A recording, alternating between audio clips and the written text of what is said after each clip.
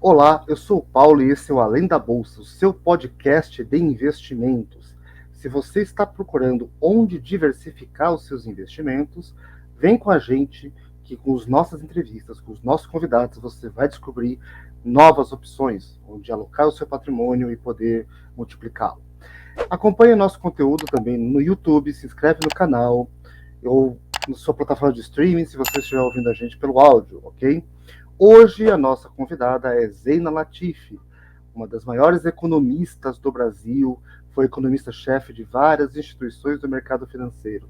Então vem com a gente e acompanha essa conversa sensacional que a gente teve, eu, o Alexandre Mitai, sócio do Grupo Solo, e a Zeina Latifi. Vem com a gente, logo depois da vinheta. Como vai, pessoal? Tudo bem? Sou Alexandre Mitai, sou um dos sócios fundadores aqui do Grupo Solon. Hoje eu também sou responsável pela área de gestão aí da Solon Capital, nossa vertical de gestão de recursos, e de maneira geral acabo interagindo com todas as empresas do grupo também, dentre elas a Bigin. Maravilha. E o Além da Bolsa, como vocês sabem, é o podcast onde a gente analisa o universo dos investimentos e da economia brasileira e vendo aí perspectivas e ajudando você, investidor, a se localizar nesse mundo de muito ruído e muita informação sobre. E hoje a nossa convidada é a economista Zeina Latifi. Olá, Zeina, tudo bem? Olá, Oi, Zeina. tudo bom? Boa tarde. Zeina, que se eu não me engano, Obrigada. estudou na mesma universidade que eu, mas não na mesma escola. Você fez USP, né, Zeina? Eu fiz Faculdade de Economia da USP, fiz minha graduação, meu mestrado, doutorado, foram muitos anos na USP. É que eu fiz USP também, mas eu era do outro lado da rua ali, era na ECA, né? Então a gente Eu só ia pra FEA pra almoçar. Né? Em outro tempo também. Eu não sei, viu? Porque na época que eu que eu cursei o jornalismo, o dólar tava a 1,50. E não tinha tido ainda a crise apagão, era... Não, põe mais para trás aí, põe mais para trás para mim. Zena, conta um pouquinho pra gente, então, conta um pouco da tua história, então, desde esse tempo de USP pra cá, como é que você se tornou essa referência hoje que as pessoas, quando querem entender o cenário econômico, te chamam para conversar? Eu não sei se eu sou essa referência toda, mas enfim. Olha, a minha geração é uma geração que a economia, os problemas da economia, eles invadiam as nossas casas, né? Então, ainda adolescente, eu comecei a me interessar por economia. E ao longo do ensino médio, eu tive a sorte de ter um professor de geografia, mas que tinha formação de economista. Então eu já comecei a me interessar. Quando eu falei para os meus pais que eu queria fazer faculdade de economia, veja, hoje é mais moda, mas naquela época não, né? Foi um susto. Meus pais, eu percebi que eles estavam se contendo ali para não demonstrar preocupação, mas ao mesmo tempo confiaram em mim. Mas era uma profissão que ninguém conhecia exatamente, né? Mas eles já viam o meu interesse por economia, isso é verdade, porque eu demonstrava em casa preocupação com problemas econômicos. E além disso, né, Zeina, é uma profissão com poucas mulheres, né, historicamente falando. É verdade, é verdade. Para ser sincera, isso não era um tema para mim. Você ter em casa mulher, né, no caso a minha mãe, que tinha a sua profissão, isso ajuda. Essa questão não era uma preocupação para mim. Nunca meus pais colocaram isso como, olha, você é mulher, veja bem, né? Eu querendo sair de casa para fazer faculdade, eu nasci em Campinas, vim fazer faculdade em São Paulo, mas um percurso que minha mãe também já tinha feito, até mais difícil, ela tinha saído mais ainda do interior de São Paulo. Então, nesse aspecto, né, eu acho que eu tive muita sorte de nascer num lar em que isso foi encarado com naturalidade. Aliás, mais do que isso, havia cobrança profissional, havia cobrança. Bom, eu acho que eu tive também sorte, porque o fato de você se interessar por um assunto não quer dizer que você vai se encontrar nele, né? Sim. Às vezes a gente na adolescência se interessa, tem gente que se interessa por astrofísica, tem gente que se interessa, sei lá, por dança, teatro. Eu mesma teve uma época que eu falei, nossa, esse negócio de teatro parece tão bacana. Mas o fato é que não é só a gente se interessar, você tem que ter um mínimo, né, de talento, um mínimo de afinidade, não é só gostar do tema. E aí, quando eu entrei na faculdade de economia, aos poucos eu fui percebendo que, olha, eu acho que eu levo jeito para esse negócio, né? E aí, obviamente, continuei e decidi seguir na pós-graduação. Agora, eu tinha consciência dessa importância, às vezes, do autoconhecimento, né? Da gente ficar olhando para dentro de si e reconhecendo, ó, tal coisa eu não sou boa nesse negócio, mas talvez eu seja boa em outro. Eu estou falando isso porque, às vezes, as pessoas ficam... o autoconhecimento tem um lado dele que é doloroso, que é você também não assumir que você não é bom em determinada coisa, né? Tem Verdade. esse lado, né? Bom, eu acho que eu consegui mais ou menos trilhar isso, então ao longo da faculdade de economia e depois no mestrado, depois no doutorado, foi ficando muito claro para mim que eu não tinha vocação, eu não teria talento para ser acadêmica. Eu cheguei a dar aula, dei aula em faculdade, dei aula em MBA, que foi importante, eu era muito tímida, me ajudou a soltar um pouco, mas ao mesmo tempo me ajudou a ver que eu não seria uma boa acadêmica. Eu gostava de ter visão geral dos assuntos e o acadêmico precisa se aprofundar.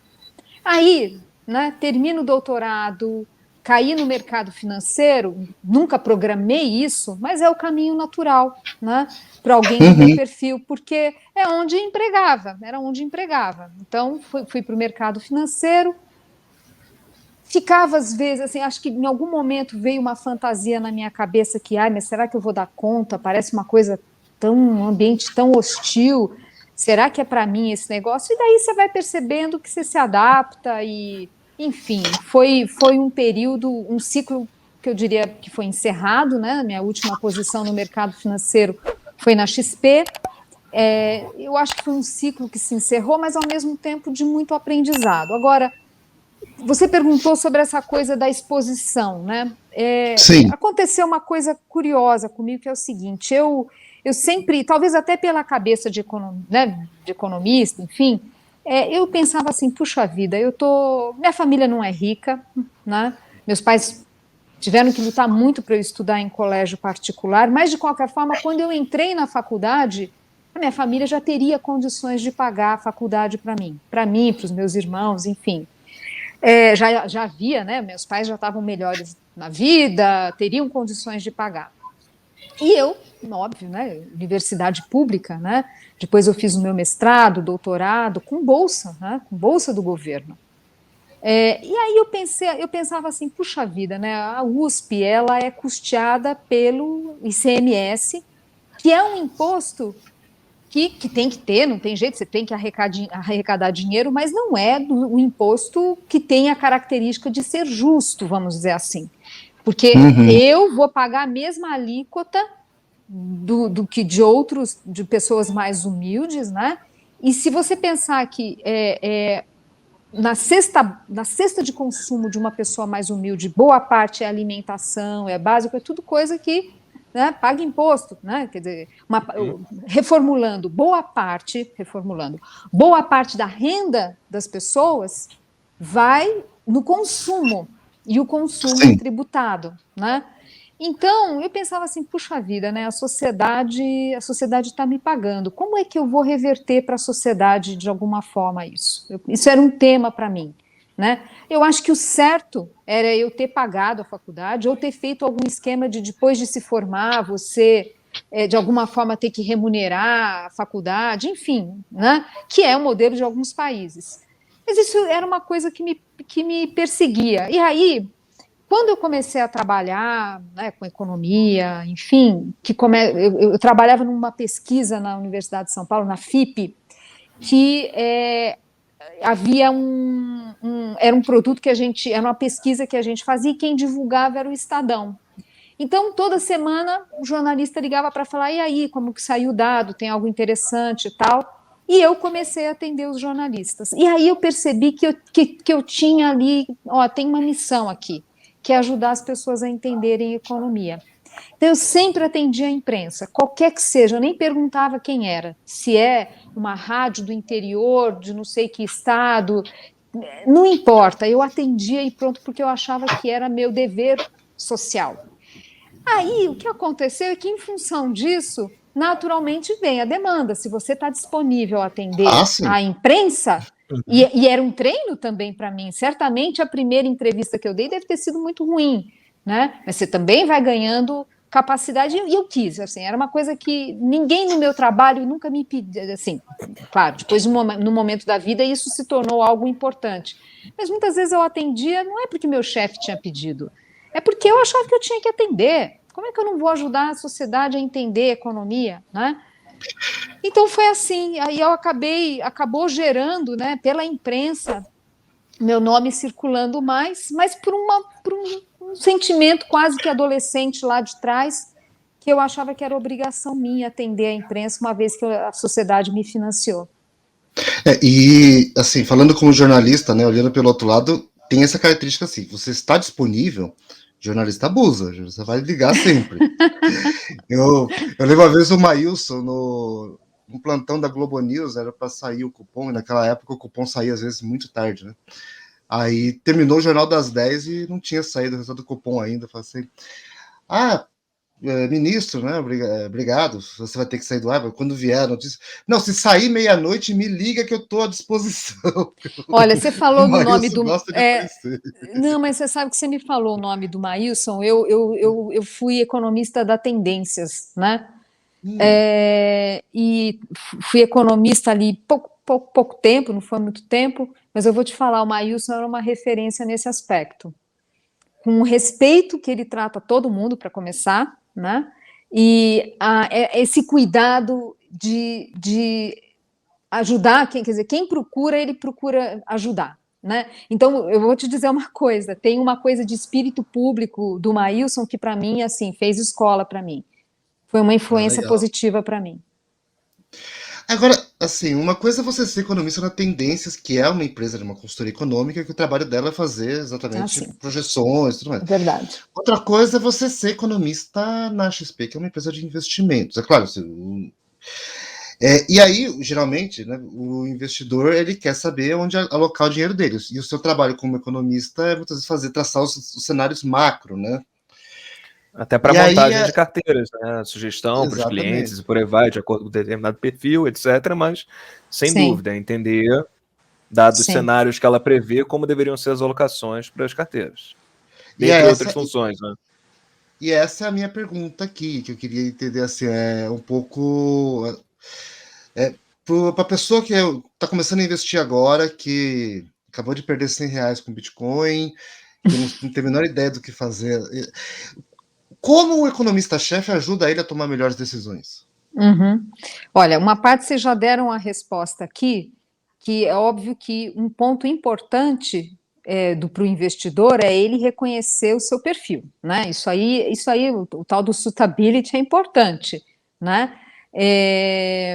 Porque ainda mais num país que tem tanta volatilidade como o Brasil, se uma pessoa tem um perfil mais conservador, isso tem que ser levado em conta. Se a pessoa não aguenta desaforo, vai sofrer no dia a dia com as oscilações do mercado, não tem um horizonte mais longo, quer dizer, isso é uma informação, inclusive para quem está do outro lado, né, como eu, quer dizer, não exatamente no sentido de fazer recomendação de carteira, esse não é meu papel, mas tentar, inclusive, ao explicar a economia, apontar os fatores de risco. Por que eu estou falando isso? A gente não tem bola de cristal. O que o economista faz, fazendo um paralelo, aqui uma analogia com o médico, o que a gente faz é tentar construir bons diagnósticos do que está acontecendo com a economia para poder traçar tendências e alertar sobre os fatores de risco, né? Na hora que você alerta sobre os fatores de risco, é uma forma do investidor também se posicionar, né? Se ele fala, não, mas veja bem, isso aqui é um dinheiro que eu estou guardando, não posso ter perda de capital porque isso aqui é para pagar a faculdade do meu filho, ou isso aqui é porque eu tô, né, quero comprar uma casa, isso aqui olha, eu não posso correr risco. Então, ter noção de riscos, né, do cenário econômico faz parte, né? Até você pensa numa casa como a XP, que você vai ter gente com leque variado, né, de nível de poupança ou de investimento, né, de estoque, né, níveis de riqueza diferentes, tem que ter esse bom senso, né, de tentar passar um pouco do que é o país. Tem um quê de educação econômica, eu diria. Da pessoa também, aliás, isso é uma coisa que eu costumo fazer assim, na hora que eu vou explicar a economia, também é uma forma do cidadão, vamos dizer assim, entender o país que vive, né? E obviamente, entender também o seu papel como cidadão. Eu acho que tem um quê de educação, eu não digo educação financeira, educação econômica. Mas é isso, dado que não existe bola de cristal, a gente vai apontar a tendência, mas também que tipo de risco que vai ter, para o bem e para o mal, né? Para o bem e para o mal. Às vezes você está num momento que o mercado está pegando fogo e o papel do economista é falar, calma, tem choques aqui que são, tem choques que são transitórios. Se você tiver, enfim, espírito aqui, de repente até uma janela de oportunidade para fazer uma posição, né? Aproveitar os preços mais baixos, tentar pegar sempre, né, capturar aí esse ciclo, né? Você não, porque senão fica assim, a bolsa está lá em cima, você fala, tá, agora é hora de entrar na bolsa, puxa, né? Tem hora que tem que ter assim, olha aqui, o cenário está ruim, mas eu vejo que daqui a pouco a gente vai olhar e vai falar, esse pior já passou, talvez vale a pena já se posicionar. E é claro, sangue frio, né? E é claro, respeitando o perfil do investidor. Tem pessoas que têm um perfil mais agressivo, né? Então, respeitando esse perfil. Posso aproveitar então o ganchozinho e juntar um pouquinho do que você falou antes, da tua experiência, né, com a de economista-chefe de uma instituição, né? Entendo que a economista-chefe de uma instituição, ela fala com vários públicos diferentes. Sim. E sem dúvida a tua experiência como professora ao longo do teu mestrado, teu doutorado, deve ter te dado uma bagagem bem interessante a isso. Com quais públicos aí você fala, Zeina, como uma economista-chefe de uma instituição? Quais são os tratamentos diferentes? Como é que é um pouquinho do dia a dia, né? Tipicamente falando assim, quais são as atribuições, com quem você fala, quais são as diferenças, obviamente, eu entendo que para um público em geral você tem que usar uma linguagem mais popular, um pouco mais, digamos assim, um nível mais básico de economês, digamos assim, mas com clientes ali um pouco mais, eventualmente com clientes que podem ser internos da própria instituição ou clientes ali, os clientes finais, você pode eventualmente usar um vocabulário um pouco mais sofisticado, né? Como é que é fazer essa troca o dia inteiro? Como é que é saber alternar essas línguas diferentes que você fala no seu dia a dia? Conta pra gente um pouco o desafio. Bom, a análise econômica, quer dizer, na hora que eu estou fazendo o meu trabalho, eu estou fazendo o meu trabalho, eu vou olhar os modelos, os números, analisar, né, informação de fora, e aí não tem jeito, é um trabalho técnico, e aí o que eu tenho que tentar traduzir isso para uma linguagem acessível, que às vezes as pessoas acham assim, mas isso que foi falado é tão simples, não, às vezes são raciocínios sofisticados, a diferença é que a gente vai lá e tenta falar de um jeito palatável. E é claro que também a profundidade que eu vou explorar um tema. Uma coisa é eu dar uma entrevista para o jornal Valor Econômico, ou eu falar com um cliente institucional, que eu posso falar porque a curva de juros inclinou por causa da decisão do Copom, né? Uhum. Essa informação, para o público em geral, não é muito. Eu vou falar, olha, o Copom, em vez de eu falar a inclinação da curva, eu vou falar, né? Porque aí a inclinação é um tema do mercado financeiro. Sim. Agora, para uma pessoa que está ali consumidora, quer saber dos juros ao consumidor final, por exemplo, né? Então, você pega a mesma informação e vai, né, tentar traduzir para essa pessoa, o que não necessariamente quer dizer que é uma coisa cotidiana, um raciocínio óbvio, né? Às vezes tem uma elaboração ali, só que eu não vou contar todos os detalhes. Então, sim, tem uma diferença de público. Dar aula, falar com imprensa foram coisas que foram me ajudando nessa comunicação. E também tem uma coisa interessante, a gente aprende muito com as perguntas que vêm também, né? Eu ainda mais escrevendo artigo para jornais, aquela coisa, às vezes você fala, ai meu Deus, essa semana o que eu vou escrever? E aí alguém, né, um cliente, um jornalista faz uma pergunta que você fala, opa, daí você tem que parar um pouco para responder, eu falo, puxa, isso aqui dá um artigo. Então, o que eu quero dizer é que essa troca também me traz ganhos, não é que eu também só, estou me doando, não, eu também tenho ganhos com a troca, porque as perguntas, muitas vezes são perguntas bem interessantes, que fazem você sair um pouquinho da caixa e aprimorar, né, a sua análise, voltar no número para explorar um pouco mais nos modelos, enfim. Eu gosto dessa troca. Eu gosto muito dessa troca. Mas você falou, né, que você faz um tremendo esforço de tornar simples um raciocínio super complexo. Né? Pega uma matriz de Leontief e explica o PIB lá de uma forma que o cara nem precisa soletrar Leontief para entender. Só que isso às vezes acaba gerando um mau entendimento. Né? Eu já vi muito jornalista que fala assim, essas estimativas de mercado sobre o PIB, eles basicamente chutam e depois vão afinando à medida que o ano vai chegando ao fim. E não é bem isso, você tem uma metodologia pesada de... Veja, tem que ter modelo. O economista tem que ter modelo. Claro que tem duas ponderações aqui a serem feitas. Primeiro, que nesse país tão difícil, em que, primeiro, a gente às vezes não tem informações suficientes. É diferente dos Estados Unidos, que você tem séries de tudo, informação de tudo e série longa, né? Você tem dados da década de 40, se você quiser. No Brasil, não. No Brasil, a gente tem mais dificuldades com dados, e como fomos tendo aprimoramentos também das estatísticas, muitas vezes você tem séries que são muito truncadas, né? Você pega, por exemplo, dados de crédito do Banco Central. Tem séries longas lá de trás que eu guardo, eu uso, mas que, na verdade, elas não são perfeitamente acopladas com as séries atuais que começaram em 2011. É muito recente. Então, o que acontece? Sempre que você vai modelar, você tem essas restrições. E, às vezes, falta de informação. Às vezes, você está modelando alguma coisa e fala, puxa, seria tão bom que eu tivesse determinada informação, mas eu não tenho. Então, como que eu lido com isso? A outra coisa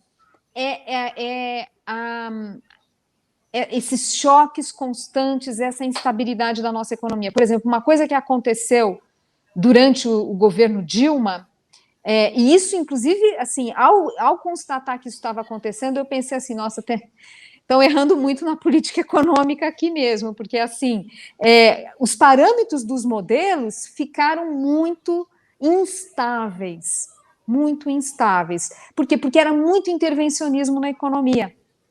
Né? Era muito intervencionismo estatal. Você mudar preço de energia, mudar preço de combustível, aí depois você tem que fazer o tarifaço, aí pronto, a inflação já tem uma oscilação. Como modelar isso, né? No teu modelo, efetivamente. Atrapalha muito. Outra coisa que aconteceu naquele momento foi utilizado muito mais os bancos públicos como um instrumento de política econômica. Então você vê, às vezes, assim, uma reação da demanda, por exemplo, por um curto espaço de tempo que não era compatível com as variáveis usuais. Por quê? Porque você estava usando outros instrumentos.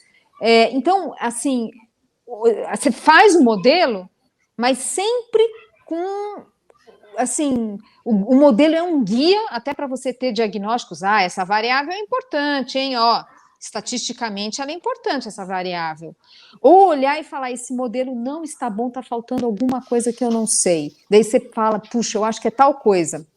Tal coisa eu não tenho dado, mas tudo bem, eu pelo menos já arrumei meu raciocínio. Então, a econometria, ela é um aliado muito importante. Agora, é claro, quando você está ali na frente, né, linha de frente de uma instituição, você chegar e falar, vou usar o meu modelo e pronto, muitas vezes é difícil, porque pode dar resultados que às vezes você se assusta.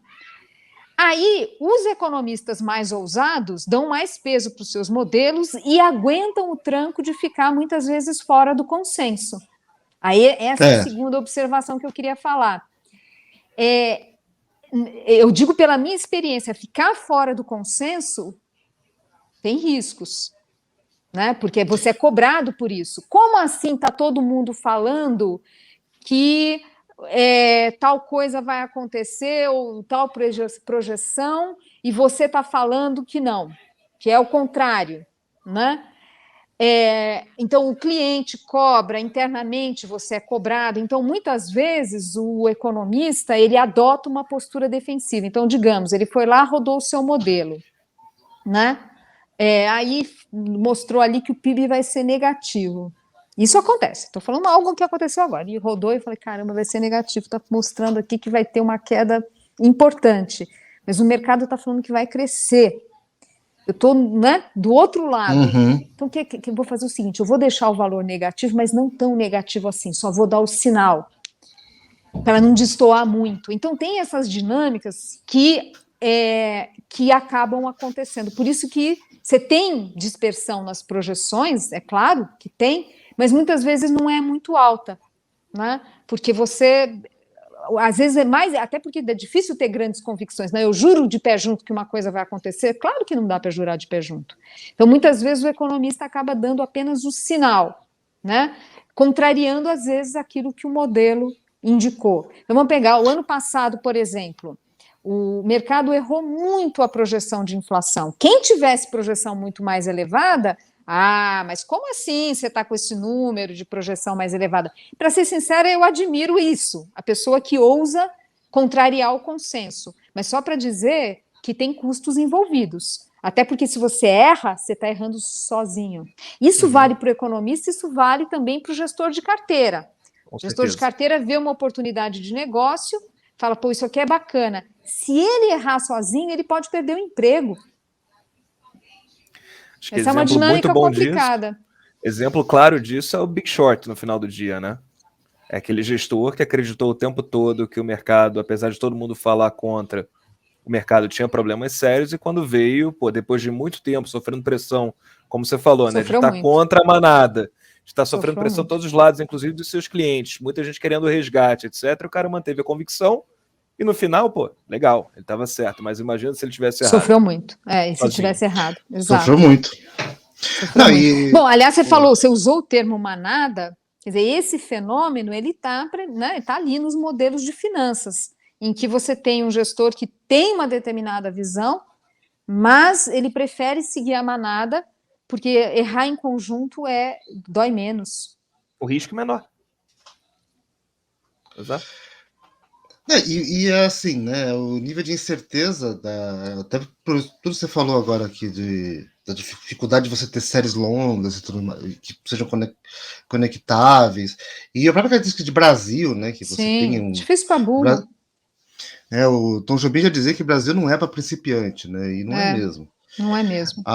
Aí, assim, a chance de você errar é muito grande, então, se você errar em conjunto, você... um pouco que em tecnologia o pessoal fala assim, né? Ninguém é demitido porque contratou IBM, né? Porque você na dúvida, não, todo mundo falou isso, então eu também estou aqui protegendo. Exato. E esse ponto é importante porque mostra que parte do trabalho do economista, do gestor, você tem que ter uma dose de ousadia, mas sabedoria, a palavra. Tem hora que você tem que falar, olha, tá estranho isso aqui. Aí que você pode se diferenciar. Você fala, olha, o mercado está indo para esse consenso, mas eu tenho assim, visão muito diferente. Tem hora que você vai ter que fazer isso, né? Senão você vai ficar na massa de todo mundo igual, né? E o Brasil tem isso explica também, grande parte, o conservadorismo tanto na média do investidor, né? Que assim, diante de tanta incerteza, o pessoal fala, deixa eu ir aqui deixa eu comprar terreno que é mais seguro, né? Do que... Diminuiu muito isso, até porque... Diminuiu muito. Até porque lá atrás a gente teve um Brasil que era inflação muito alta e juros muito altos, né? Então, você não precisava também, com juros altos, você nem precisa ser muito criativo, né? Essa diversificação que a gente vê, claro que ainda que agora a gente vai voltar a ter Selic de 2 dígitos, mas enfim, nos últimos tempos a gente viu uma necessidade, é mandatório você diversificar para, né, e tomar mais risco para melhorar a rentabilidade. Agora, claro, vai talvez enfraquecer um pouco isso, mas, né, a taxa de juros vai ter um momento que a taxa de juros vai estar subindo, a inflação caindo, o juro real mais elevado, isso reduz um pouco o apetite para riscos, mas um pouco, também não é muito, né? Quer dizer, não acho que vai ser um período tão prolongado também com esse estado de coisas, né? Até aproveitando esse gancho aqui, Zênia, você falou, pô, sem dúvida, a gente recentemente teve uma inflação que passou a projeção de todo mundo e naturalmente faz o Copom ir levando o seu juro aí para poder conter essa inflação de fato, né? Ok, isso aí eu entendo que é uma situação que, pelo menos no curto, médio prazo, a gente vai ter aí uma Selic que ainda vai estar bem alta, mas que no longo prazo deveria convergir, acho que não só Selic, mas principalmente o juro real, para alguma coisa mais próxima aí de países do primeiro mundo, né? E dado isso, a gente vê aí, muito bem colocado por você, a necessidade de diversificação de ativos como uma maneira do investidor, de fato, poder proteger a sua renda através do patrimônio que ele adquiriu e realmente aí gerar até um ganho de capital. Nessa linha, eu ia te perguntar, como é que você vê, um pouco mais para frente, a questão dos ativos alternativos dentro da carteira dos investidores, uma coisa que já é muito comum aí em países com uma economia mais madura, como os Estados Unidos, vários países da Europa Ocidental, Japão, etc., quando você compara com o Brasil, ainda que você tem um nível muito baixo de alocação nesse tipo de ativo. Né? E como isso se comporta? Eu não sei se eu consigo elaborar muito em cima desse tema, mas são tendências assim inexoráveis, né? Eu não vejo como não caminhar para isso. E aí eu digo assim, não só porque você tem um movimento do lado da demanda, mas também cada vez mais profissionais buscando essas alternativas. Quer dizer, faz parte da concorrência do negócio buscar essas alternativas. Então, eu acho que assim, tudo bem, pode de repente no curto prazo perder um pouco o fôlego por causa dos juros, mas é isso, é por pouco tempo, né? Ninguém vai parar de procurar oportunidades de investimento, ainda mais se a gente for pensar nesse mundo mais complexo, princípios ESG, tem assim um caminhão de coisa para fazer. Tem essas discussões do mercado de carbono que a gente precisa regulamentar, que o Brasil tem uma vantagem comparativa nessas questões ambientais, a nossa energia limpa. Tem muito produto financeiro. Nós somos um país a ser construído do ponto de vista de infraestrutura. Vai ter muita, espero, né? Eu tenho uma visão positiva, apesar de tudo, das dificuldades todas, né? Mas tem uma visão positiva que vai ter um momento que a gente vai olhar e vai ver a saída de recursos do país diminuindo e pelo contrário, né, os brasileiros trazendo de novo recursos para comprar em debêntures, para comprar em produtos financeiros que vão estar direcionados a investimentos no país. Para mim, quando a gente começar a ver esse fluxo, eu vou falar para vocês o seguinte, a gente está começando a dar certo. Né, como economia. O próprio brasileiro confiando em investir nesses muitos produtos que a gente pode ter ainda, né? E não tem que ir lá para fora para diversificar a carteira, né? Então, e tem um ambiente doméstico propício para isso. Então, eu acho que assim, é questão de tempo, né? Da própria concorrência do sistema e, óbvio, com uma visão positiva de que, apesar dos solavancos, a gente vai caminhar para um ambiente mais saudável na economia. E nesse aspecto, você acha que a nossa taxa, até pela mudança geracional de educação financeira, a taxa de poupança do brasileiro tende a crescer? Porque a gente tem uma taxa de poupança estruturalmente muito baixa, né? Muito baixa. E quanto maior, mais capital vai ter para aplicar nos diferentes produtos financeiros. Né? Como é que você vê a perspectiva disso? Olha, a gente vê cada vez mais, até o próprio Banco Central, a preocupação com a educação financeira, o brasileiro precisa poupar mais, o brasileiro... Acho que essa pandemia, se quem não entendeu isso, está na hora de reavaliar. Quer dizer, você precisa ter colchão, né? Daí as pessoas falam, não, o brasileiro não é que o brasileiro poupa pouco, o brasileiro ganha pouco. Isso não é verdade. Não que nós sejamos um país rico, mas você pega países asiáticos, tudo bem que aí a gente vai para o extremo, né? Em que pessoas pobres poupam muito, porque precisam ter dinheiro para aposentadoria, porque o Estado não provê aposentadoria digna. você que tem que poupar ao longo da vida, você que tem que poupar, né? Eu acho até exagerado no caso. O Samuel Pessoa gosta de dar o exemplo, né? A gente quer toda hora ir para o restaurante, essa não é uma realidade do mundo asiático, né? As pessoas poupam. Então, assim, o que eu quero dizer é que nós temos, é verdade, políticas públicas que muitas vezes desestimulam as pessoas a pouparem, mas isso precisa, até por causa da crise fiscal, as pessoas precisam mudar os hábitos para estar preparadas para, né, situações como essa de pandemia. Uma parte é educação financeira, uma parte é um pouco até missão de todos nós, né, de sempre questionar, olha, você está fazendo o seu pé de meia, você está fazendo a sua poupança, né? Porque tem que se preparar para o futuro. É gritante como o brasileiro não poupa. É gritante, para mim também, além disso tudo que você falou, é o fato da gente, muitas profissões ali, pessoas que se formam eventualmente em faculdade, se formam sem saber o mínimo sobre educação financeira, como você Exato. falou, né? Que é uma coisa que no limite do limite, pô, deveria, assim como outras matérias, um pouco de antropologia, um pouco de direito, quem sabe, até um pouco de educação financeira, que são coisas que, independente da carreira que você vai seguir, são coisas que você vai ter que usar na tua vida, porque não incluir isso de alguma maneira, não sei ainda a maneira correta, mas por que não incorrer isso dentro de, enfim, de uma base de ensino fundamental, dentro Sim. da época da escola, né? Sim, Quanto sim, uma eu concordo. bagagem, ainda que super básica, são conceitos muito fáceis, né, de você Sim, não é entender. nada Entender que sofisticado, não. R$ 1 hoje não é a mesma coisa que R$ 1 daqui a um ano.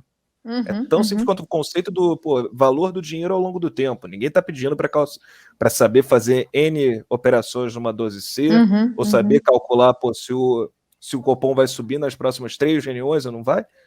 Mas assim, coisas muito... E entender o ciclo de vida, né?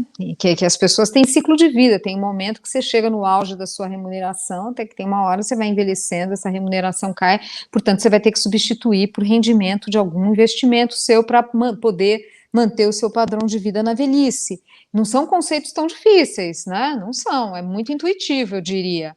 E são conceitos da matemática, então poderia muito bem encaixar em cursos de matemática. São os mais fáceis, né, Zena? A gente fala assim, puxa, é aquela continha fácil, pô, pago à vista ou parcelo isso em tantas vezes? Perfeito. E aí você fala, pô, cabe no meu bolso, vou parcelar, só que a pessoa muitas vezes nem se dá conta que se esse parcelo é muito, muito longo e esse juro é relativamente alto, no final das contas está pagando quantas vezes o valor justo do ativo? Pô. Olha, são vários conceitos, esse que você está falando, do ciclo de vida que eu falei, e até a coisa mais comezinha, que a pessoa, antes de adquirir um bem, ela realmente pensasse aquilo ali, qual o retorno para ela, né, daquele bem consumido. Então, assim, são coisas muito básicas, na verdade, né? Com certeza. E tem uma questão também de ruptura, dessa questão de educação para poder compensar uma quebra geracional, né? Porque eu cresci muito ouvindo que, assim, para estar garantido era fazer concurso público para ter uma boa aposentadoria do setor público. Era essa é a estratégia de poupança que pessoas da gestão anterior à minha sempre aprenderam, né? E hoje não, putz, Já mais a visão empreendedora está crescendo. É verdade. Felizmente. Sim. Exato. É o que move, né, no final da história, o país. É isso que eu ia falar. Dinheiro é capital de risco, é gente com ideia nova, gerando emprego, movimentando a economia, de fato gerando renda, né, criando riqueza. Exato. Isso aí. E aí, assim, voltando vários passos atrás da tua história, né? Você fazendo a ponte com isso. Porque acho que você pegou todo esse processo de transformação da indústria, do mercado de capitais brasileiro na tua vivência de carreira, né? Você acabou de falar. Você começou no acadêmico, foi para banco e tudo mais, e terminou numa plataforma de investimento. Como você vê, assim, do teu ponto de vista, qual é o testemunho que você dá dessa mudança do mercado financeiro a partir daquilo que você viu? A própria queda da taxa de juros, ou teve a queda da taxa de juros que mudou muito a dinâmica, permitindo o crescimento do mercado de capitais, né, ou floresceu o mercado de capitais, teve também, aí passado recente, né, a mudança de atuação do BNDES, depois do fim da TJLP, né, também isso ajudando a aumentar o dinamismo do mercado de capitais. Então, são áreas que antes, às vezes, áreas de fusão e aquisição de mercado de capitais, áreas que foram ganhando importância, né? Se você for olhar o Brasilzão lá atrás, a área mais importante de uma instituição financeira era a tesouraria, né? Que era administrar os recursos da máquina ali, enfim, e o que a gente tem hoje, cada vez mais outras áreas de negócios, elas crescem. E essas áreas de negócio, cada vez mais forçadas a se sofisticar, né? E junto com isso, quer dizer, eu falei do ponto de vista da oferta de recursos, do lado né, de quem está ofertando esses investimentos, mas a gente vê uma mudança também, ainda que possa parecer pouco, mas eu penso que não, né? Quando a gente olha o número de CPFs sendo abertos na Bolsa, por exemplo, o brasileiro, eu notei uma mudança em 2014, para ser bem sincera, assim, mais ou menos naquela época, mesmo com a Selic ainda alta, a chacoalhada da economia, né, aqueles protestos de 2013, aquela chacoalhada que veio da economia, eu acho que aquilo lá foi muito, o impacto, na verdade, era muito mais profundo do que a gente imaginava. É uma sociedade preocupada com o país e preocupada com as suas finanças. Foi muito, assim, forte houve uma mudança muito grande no interesse das pessoas por economia. Então, aumentou a demanda por palestras, as pessoas começaram a acompanhar o jornalismo econômico. Você conversa com jornalistas de economia, falavam, nossa, eu estou virando popstar, porque, né, todo mundo está me acompanhando, né? E isso mostrou que, assim, aquilo que a gente viu dos protestos de 2013 era a pontinha do iceberg de uma sociedade que quer participar, que quer entender, que está preocupada com essas finanças nesse país que, aliás, em seguida, teve uma das maiores recessões da história. Então, tem uma mudança da sociedade aqui, né? Eu acho que, recentemente eu vi uma pesquisa que era da Febraban, que tentava capturar de alguma forma essas mudanças. Tudo muito ainda incipiente, mas a pesquisa ia nessa linha, do brasileiro mais preocupado em poupar, o que eu achei muito positivo. Então, você junta uma coisa com a outra, e mercado financeiro é dinâmico porque é muito competitivo, as pessoas pensam que é vida mole, não é vida mole, é uma vida dura ali, e buscando cada vez mais, né, novos produtos adequados aos diferentes perfis de consumidor. E agora entra essa questão ESG também, né? Então, cada hora a gente tem um tema novo, uma inovação, alguma coisa nova aparecendo que força o mercado de capitais, que força o mercado financeiro enfim, se adaptar a essa realidade de um público também mais exigente. Tem essas pesquisas que mostram, por exemplo, no caso de investimentos ligados a green bonds, quer dizer, a questão ambiental, os mais velhos não têm essa preocupação, os mais jovens têm.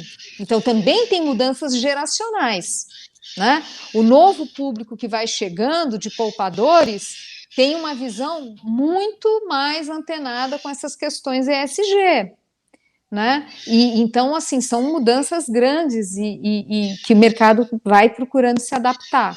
Então, não tem business as usual aqui, não. É muito dinâmico esse processo. E dinâmico também, na verdade, você falar, né, Zena? Você colocou muito bem, né? O número de CPFs que você tem na Bolsa aqui hoje, você me perdoa se eu errar os números, mas a gente está próximo de 4 milhões de CPFs, né? Você teve um crescimento gigantesco. Mas se você compara isso ainda, a gente vê, pô, ok, demos um salto gigantesco, muito porque toda essa dinâmica que você falou do movimento, assim, o brasileiro mais preocupado de fato com a economia, querendo saber melhor para onde direcionar sua renda e preocupado em aprender um pouco sobre isso. Você teve, obviamente, um avanço muito devido à tecnologia de acesso à educação financeira. As pessoas hoje conseguem acessar material de uma maneira muito mais fácil que acessavam. Óbvio que, pô, você tem conteúdos de alta qualidade, conteúdos não tão alta qualidade, mas o fato é que tem gente produzindo conteúdo legal por aí. Mas quando você compara ainda o Brasil a economias mais desenvolvidas, sem dúvida você tem um gap gigante, né? Olha a porcentagem de pessoas que investem nos Estados Unidos e pessoas essas ricas, classe média e também pobres, ou até na Ásia, como você bem mencionou aqui. Eu não sei os percentuais na Ásia, mas acredito que em nível de percentual de população de gente exposta a mercado, deveria ser um pouco maior do que do Brasil, né? A gente acredita muito que também isso vai crescer ao longo dos anos, as pessoas vão demandar novos produtos, e é o que você falou, né? Cada dia surgem coisas novas, novas tendências, então, sem dúvida, é um mercado que tem muita oportunidade, muito desenvolvimento para acontecer. Sim, sem dúvida. Zena, estamos chegando aqui ao final do nosso tempo aqui de conversa. Se você fosse dar um recado para quem está começando a investir agora, conhecendo o mercado de investimentos agora, você, a partir da tua perspectiva, quais seriam os conselhos que você daria para esse investidor que está começando? Uhum. Olha, eu falei da questão da você se conhecer como investidor. Esse é um ponto importante, porque muitas vezes as pessoas se empolgam com determinada classe de investimento, mas sem entender dos riscos envolvidos, né? E depois, veja, você tem que fazer uma carteira de investimento que te permita todo dia levantar, trabalhar, sem ficar nervoso porque você leu o noticiário e hoje a bolsa vai cair, hoje não sei o quê. Então, primeiro, o que você pretende com o seu investimento, né? O quanto que você precisa ter de liquidez, se é mais curto prazo, se é mais longo prazo, quanto você aguenta de desaforo, né? De volatilidade. Isso é essencial. Isso é essencial. Não dá para uma pessoa acordar todo dia e trabalhar e estar nervosa por causa dos seus investimentos. Você tem que poder dormir em paz, enfim, né? Claro, tem momentos que você pode, de repente, ter perdas que machucam e tal, mas eu digo, isso não pode ser o grande tema, né, da pessoa. Então, esse cuidado. Nós somos um país difícil, somos um país difícil, não estamos num momento também mais tranquilo do ponto de vista do cenário internacional. A gente teve momentos de baixa volatilidade, de muita tranquilidade no cenário internacional e ambiente muito favorável para emergentes, que foi ali o início dos anos 2000, a primeira década ali dos anos 2000. Isso acabou. A gente está falando de um cenário internacional mais complicado, o cenário de saúde é mais complicado, que muitos especialistas falam assim, essa é uma pandemia que a gente vai ter que passar. A gente está falando de um mundo que, por causa dessas questões ambientais, tem cada vez mais tido, é isso que os dados mostram, eventos climáticos. Esse mundo mais protecionista, né, o menor comércio mundial, a gente vê aí um certo desmonte da OMC, o desmonte de agendas multilaterais, gera também impacto na geopolítica, né? A gente vê todas essas movimentações na geopolítica. Então, não faltam fatores de incerteza e risco no cenário mundial e, obviamente, também aqui no Brasil, né? Greve dos caminhoneiros, não sei o quê, cada hora é uma coisa, né? Cada hora é uma coisa, para o bem e para o mal. Então, isso necessariamente, né, reforça a recomendação número 1 de quem, né, de quem está ali na linha de frente, que é a necessidade de diversificar o investimento. Quer dizer, se isso já é uma regra para lá de consolidada, nesse mundo mais difícil, mais ainda. O câmbio esses dias caiu. Vou entrar, porque com certeza vai cair mais. Não sei. Não sei o que tem virando a esquina no Fed. Não sei o que tem virando a esquina nas eleições. Quer dizer, eu até acho que esse ano vai ser um ano positivo para preços de ativos. A gente não falou sobre esse assunto, mas eu acho que é um ano positivo. Mas são volatilidades que machucam, né? E mesmo sendo um ano positivo, eu acho que essa ideia de diversificar, esse apelo aumentou ainda mais, né? Então, o que eu estou falando é meio básico aqui, mas que são lições que a gente não pode esquecer nesse ambiente mais tumultuado. A gente passou por momentos que era, assim, para os mais velhos, né? Eu citei aí a primeira década dos anos 2000, E mesmo ali teve a crise global, né? Mas enfim, a gente passou por alguns bons anos ali que não tinha muito o que pensar, era kit Brasil e vamos embora. Não é mais assim, né? Muito tempo já, não é muito tempo já. Então essa diversificação ela é muito importante. A inflação morreu, não, a inflação não morreu. E agora a inflação está 10, nunca mais vai ceder. Não, não é verdade, ela vai ceder. Então bom, na verdade isso que eu estou falando é a terceira recomendação. É importante para aquelas pessoas que estão mais focadas em maximizar, enfim, tem que com frequência rever sua carteira. Isso é muito importante. Se você está falando de investimento de longo prazo, né, são outros 500, mas uma pessoa que tem um perfil mais curto, de horizonte mais curto de investimento, tem que rever com frequência a carteira. Agora vai para cá, agora vai para lá, papel daqui, papel dali, pré, pós, inflação, tem que estar o tempo todo ajustando a sua carteira. E a bolsa subiu demais, espera, vou reduzir a minha posição. Mas será que eu vou deixar um pouco de dinheiro na mesa? Paciência. Caiu, tenho que entrar. Por exemplo, a bolsa, o que a gente observa é que já teve um ajuste muito bom, né? Comparativamente a outros países. Então tem que olhar com carinho. Não tem fórmula pronta aqui. Não tem fórmula pronta. Não tem. Mas tem esses princípios que são básicos. Maravilha. Zena, obrigado por ter aqui vindo para essa conversa, praticamente inaugurando o nosso podcast aqui, Além da Bolsa. Né? Você que está acompanhando aqui essa conversa, deixe seu comentário aí no final de tudo que você ouviu aqui. Quais são os pontos, as dúvidas, as suas preocupações aí no pé aqui do nosso vídeo aqui, enfim. E compartilhe esse conteúdo com as pessoas que acho que tem muita gente que precisa ouvir muito do que a gente conversou aqui. Então, se você, você conhece gente, investimentos e economia são assuntos, né? Então, são dois, no plural, jornalista que não sabe concordância. São assuntos que estão na pauta, né, de família e tudo mais, então vale a pena, de repente, levar esse conteúdo para enriquecer aí, para você conversar com seus amigos, conversar com sua família e ajudar no seu planejamento financeiro. Zena, super obrigado. Eu que agradeço, é um prazer estar contigo. Gostei muito do bate-papo, eu que agradeço.